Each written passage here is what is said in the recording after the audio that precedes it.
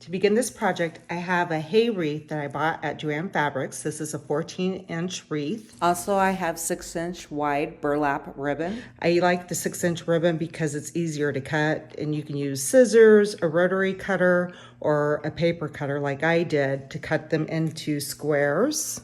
I buy mine off of craftoutlet.com. Also, I found some that was fairly cheap at Joann Fabrics. Also, it will take 3 10-yard rolls of burlap ribbon or 3 yards of burlap material. Using the same material, I cut really long strips that are 3 inches wide so I can wrap the wreath. you can see that this is fairly long. And what we're going to do is kind of go at a diagonal like this. I like to stick my pins in the front so it doesn't show up on the back. So I'm just going to stick one right here. These pins I bought at Hobby Lobby. I like to buy the huge bag.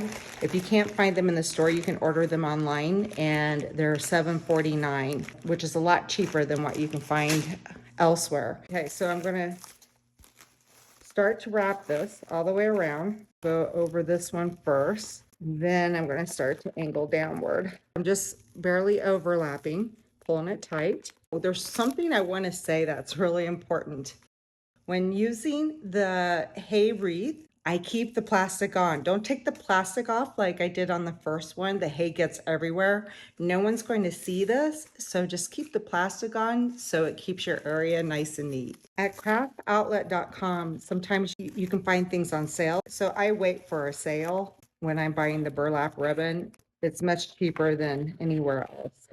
Most places you only get 5 yards, and at Craft Outlet you get 10 yards. I'm going to use this burgundy in the center with this red on the outer sides. Now we will start with the 6-inch squares.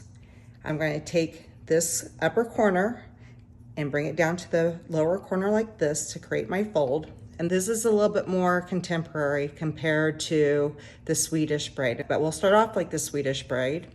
We have it folded like this, so it's an upside down triangle. Then we take these ends in and fold it in front and over and down like this. I'm going to keep this a little wider. I'm not actually going to the corner there. I'm just going to keep it a little wider like that because I want it to fill up the width of my wreath. And the next step we're going to do is take our finger on the side and press inward.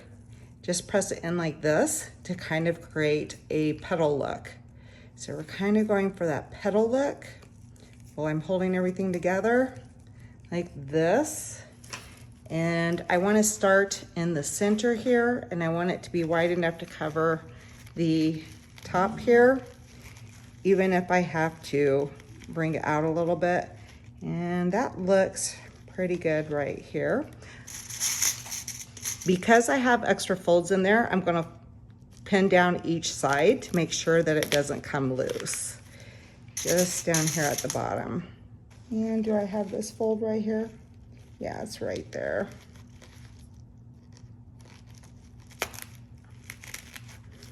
And you can have this thinner if you want. I just like it kind of wide like that. And then I want to press these pins all the way down so it holds everything in place well. Okay, so it looks like that. Okay, now hold it like a diamond shape, take the top to the bottom, fold the corner over in front and down at the bottom so it almost looks like a diamond shape here if you're going to do origami. Like this. We're going to spread it out just a tad bit, and then I'm going to take my finger, press in on the sides so I get that nice little petal look, and that'll just add a nice little texture and dimension and a little bit more shadows too to the piece. And then I'll open this up a little bit more when I start to pin it down. So I'll come back to here. I want to come up to about right here at the top of this loop right here. And I'll open this up as I go.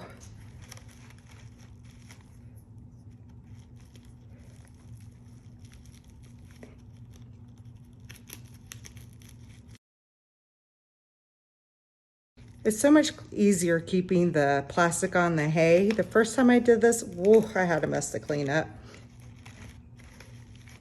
And we're gonna keep going around. I'll do one more. Bring the top down to the bottom.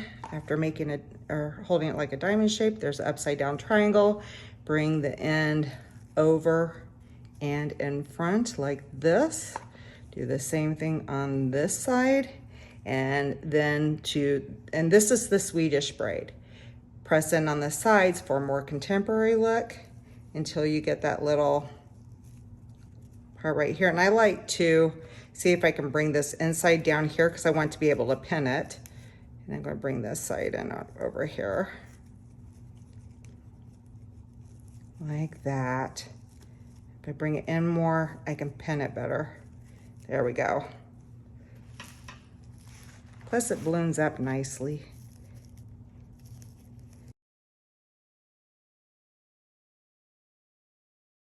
And then I can double check to make sure that I have this in here. See how I didn't get that one?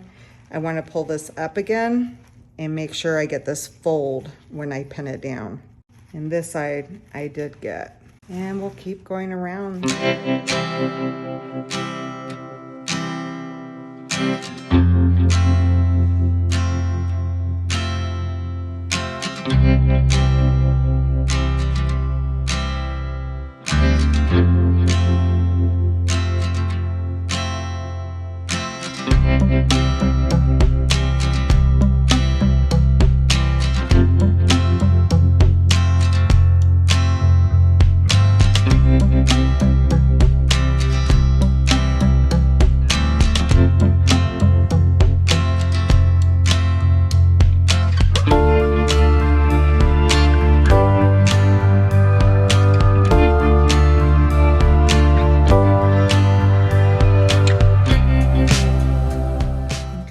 And there's the front row. Ooh.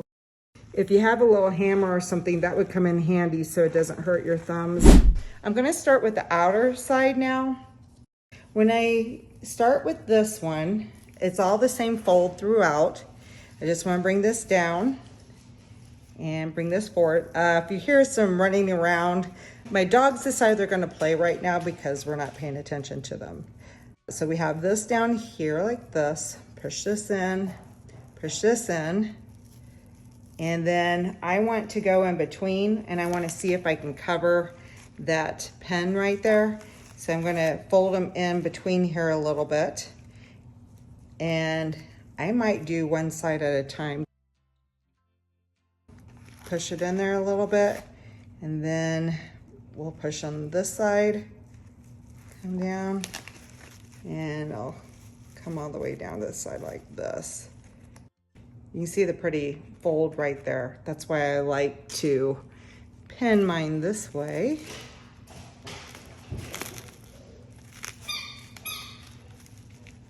I'm gonna press those down well. And we got that in there. And so this will be our next row. I'll do one more and then I'll go to fast time here.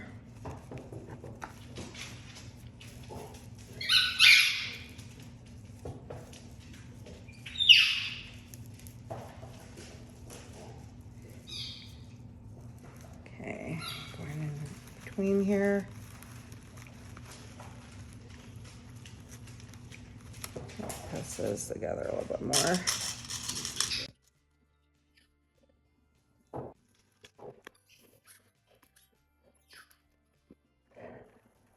Let's see if I can hide that.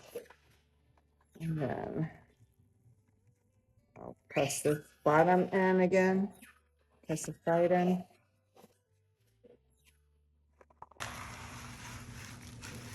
Let's show this from this side. Fold it down, press it in, and then I'm going to come down to this side. I'm going to come down to the side like this. See, I got that fold right there.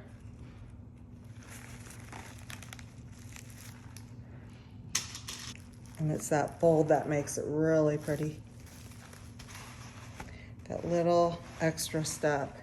And you can see how these starting to fill in. When I first started this project, I underestimated how much 6-inch wide ribbon I needed to finish this project.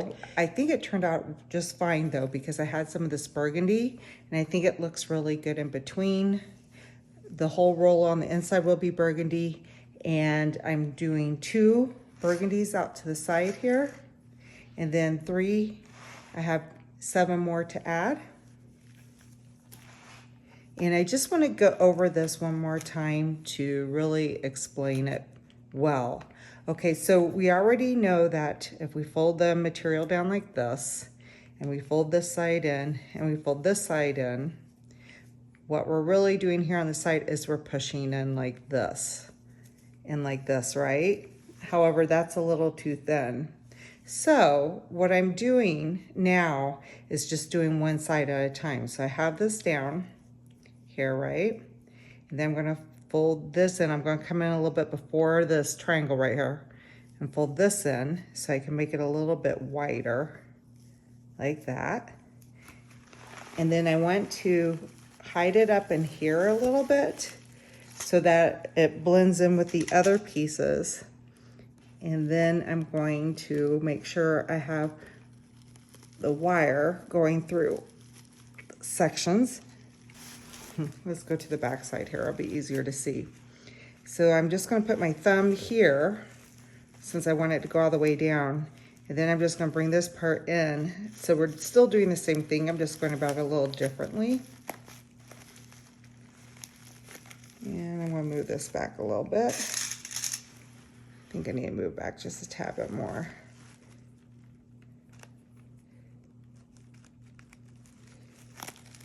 And make sure I'm going straight in, up and down. Okay, I got that part. I want to make sure I have this, all of that material, press it down hard. So there's that one. And that's how I'm going to continue to add the rest here.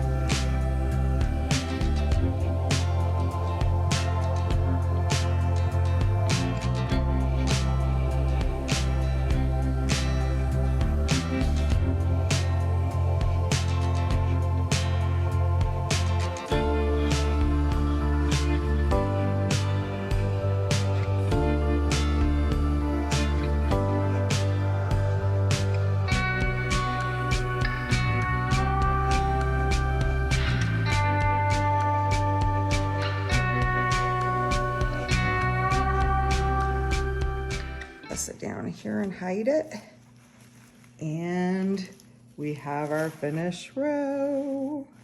Yay! And this is the way it looks so far. It's really pretty. Now I'll begin the inside row, and I'm just going to stick with the burgundy, and just like I did on the outside, this time I'm going to begin with this side. Bring this down. Bring this in. Let's go on ahead and secure this. Make sure I get all those sections in. I have. And now I will find a little spot to hide this in. I think I'll go up in here. All right, there. I'll turn this over. And my fold is here, so I'm going to come in right here. Oh, I need to fold this back over, so it's got to be like a loop, like this. And then we'll pin that. We're getting closer to finishing. I have about 3 to 4 more to place in here, and the wreath is complete.